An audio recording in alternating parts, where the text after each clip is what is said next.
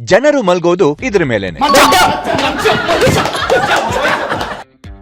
Mind ಕನ್ನಡದಲ್ಲಿ ಮನಸ್ಸು. ಗಿಡವಾಗಿ ಬಗ್ಗದು ಡ್ಯಾಶ್ ಆಗಿ ಬಗ್ಗೀತೆ, ಮರವಾಗಿ ಬಗ್ಗೀತೆ. ಬೆಳಿಗ್ಗೆ ಸಂಜೆಯ ನಡುವಿನ ಸಮಯ. ಮಧ್ಯಾಹ್ನ. ನಾವು ಉಳ್ಕೊಳ್ಳೋ ಕಟ್ಟಡ ಮನೆ. ರಾಘವೇಂದ್ರ ಸ್ವಾಮಿಗಳು ಇದ್ದ ಸ್ಥಳ ಮಂತ್ರಾಲಯ.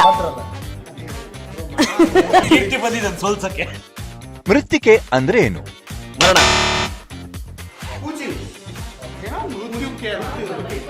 ರಿಕ್ವೆಸ್ಟ್ ಮಾಡೋದನ್ನ ಕನ್ನಡದಲ್ಲಿ ಹೀಗೆ ಹೇಳ್ತಾರೆ.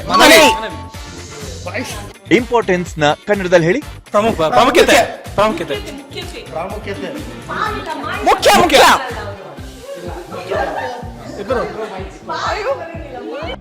ವಸ್ತುಗಳನ್ನ ಸೇಲ್ ಮಾಡೋದು ಎಲ್ಲಿ?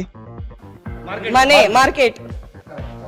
ಮನೆ ಅಂದ್ರೆ ಅವರು ಮನೆ ಮಾರಾಟ ಮಾಡ್ತೀರಾ ನೀವು? ಮಾರ್ಕೆಟ್ ಅಂದ್ರೆ ನೀವು ಮತ್ತೆ ಬಂದ್ರ ಇಲ್ಲಿ.